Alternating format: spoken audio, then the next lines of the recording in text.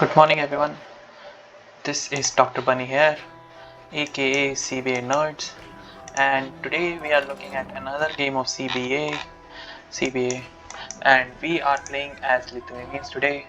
With the red, we have the Magadai, which is Mongols. Closer. Then we have the Malians, very good save, and the Britons, pretty good matchup. Let's see what do we have with the opponents. In the opponent side, we have the Mayans and the Japanese as grey and teal. We have the Indians as well as we have Vikings in the pink. As far as the matchup is concerned, the latest is a special unit that cancels all the armor and is very strong versus any unit that is non-monster. Basically, they cancel armor.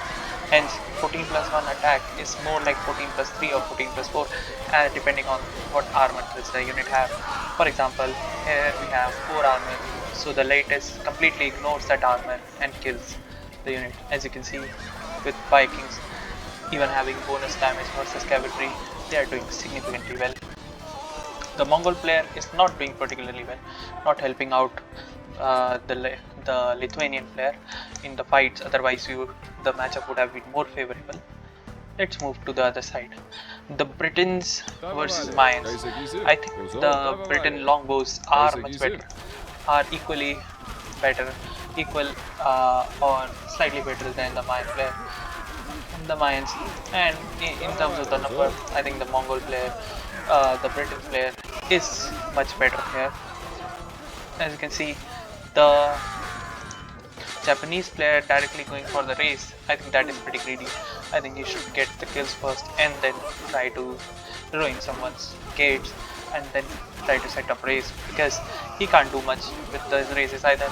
And if the Malian player gets to the castle age, these units will be strong enough so that Japanese won't be able to survive. So we are looking pretty good on our side. Let's move on over here, where the Mongol player finally looks to fight these Indian archers.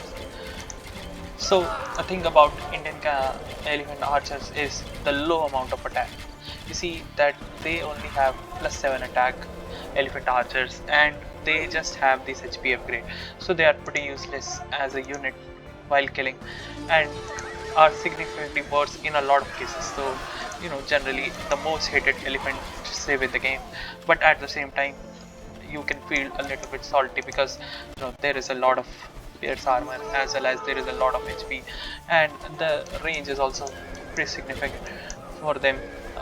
But in normal games, except for CBA, it doesn't justify their cost, which proves how worse they are as a unit in this game. However, as it turns out, in this game they'll do particularly fine, especially if Viking player wants to get some race.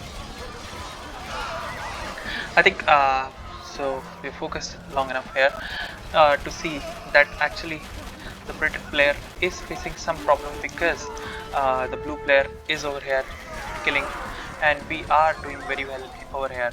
So since it's a 3v2 situation over here and the Briton player is basically handling 2 civilizations at once, hence it's time that yellow player pushes at the gates and actually raises.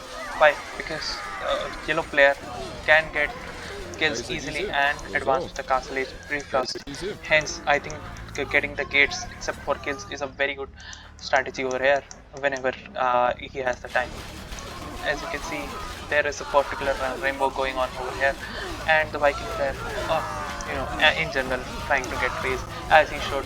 However, the timing is not there.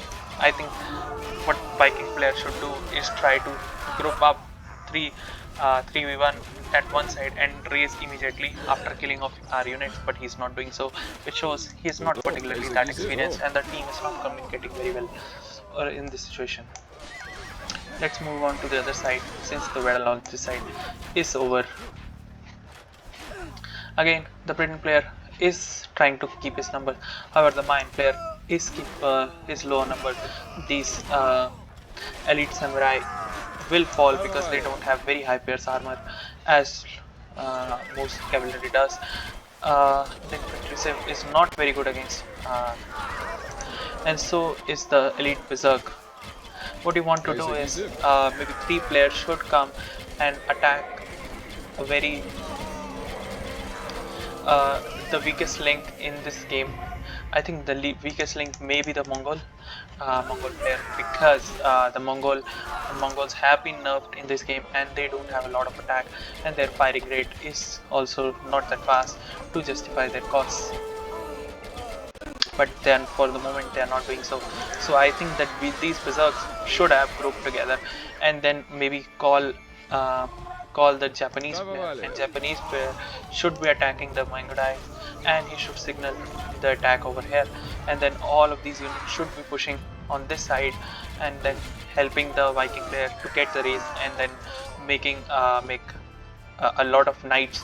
And I think that should be pretty difficult for our team to, or the yellow team to handle. However, this is not being done, hence it looks very good in our favor. As I say always, Malians are pretty good. However, if there is Mayans in the picture, Malians can't do much, because as you can see there is a very low pierce armor. I think that in this matchup they are doing it wrong. I think that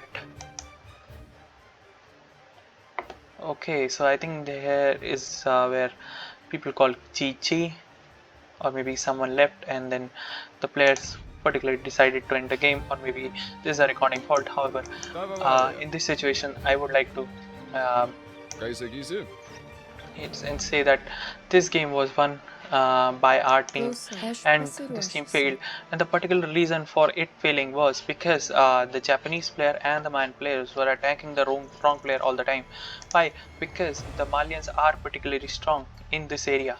Malians as well as the Britons are very strong in this area, and the Japanese player is particularly weak against the Britons as well as the Mayans. So if Mayan player does not keep the numbers and does not keep his unit safe, as well as the Japanese player does not act as a meat shield, it's about to go south, and they won't be able to get even a single gate, as they have managed to do so in this situation. I think the best strategy would have been to come over here and attack this side, possibly set the gates for the Viking player, and then go to knights zone in on the other side, then maybe helping the Mayan player raise. Once the Mayan player raises, then they should help the samurai or the Japanese player to raise, as well as and then comes the elephant archers, which need two or three races maybe. Then he should raise. I mean, that's the play, and I think the orange team could have won easily in this situation. However, due to the player inexperience, they were not able to win. But that's okay. I only uploaded this game just to tell what strategy each team should have applied. Um, this educational only, and I'm very sorry that this whole recording was not able to, I was not able to show you the whole recording because of some bug in DE. But it's fairly simple to say that even though the matchup was favored in the direction of yellow, I think a good team with these saves on the right side would have easily won this easily won if they had done the right things at the right time. Plus, the samurais easily kill castles, so if they had grouped on the weakest chain, which is the Mongols, they could have easily killed the Mongol, and then advance towards me, because I am the second weakest unit.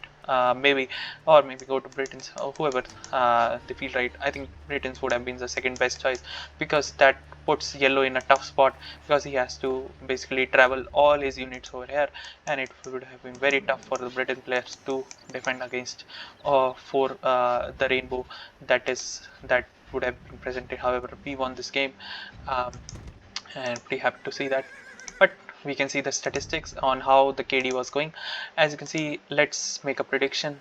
I think that the Malian player, which is the Malian player, should get a good amount of kills over here, and the Britain player should have a very great KD. Not sure about Mongols. I was not observing them very closely, but I think the elite latest should have 1-to-1 KD and should be fairly decently matched up. I think Mongol player should have the least amount of deaths, because he was playing safe, and that is what he should have done in the first place. So Let's see. So the blue player, which was a Malian player, getting the most amount of kills as we predicted. The teal has the least amount of kills, and let's see the Mongols has 134 kills as predicted. Low amount of kills, is playing very well over there. Foreign players did well, or the pink player or the white player did not do well. He took bad fights. I mean, he should have gone for the races and maybe gathered a team and tried to win races, or maybe grouped up, rainbowed over 4 players and killed 1 player at a time. That would have been a better strategy over here. I think all in all, and see the Dr. Bunny, which is the elite latest to 1:1 KD as predicted. It's a very simple way to adjust that, and that is how you play these games. I mean, with the matchups, if you don't know how to play the safe, you always lose. You most likely lose. I mean, I have won games that I should have not won in 100-to-1 situations, but by playing it very smartly. And out of nowhere your team starts to win, and 2 versus 4 even looks like pretty much, because you have the villagers and you have Imperial Age to catch it up. So that's all, and I'll meet you in the next video.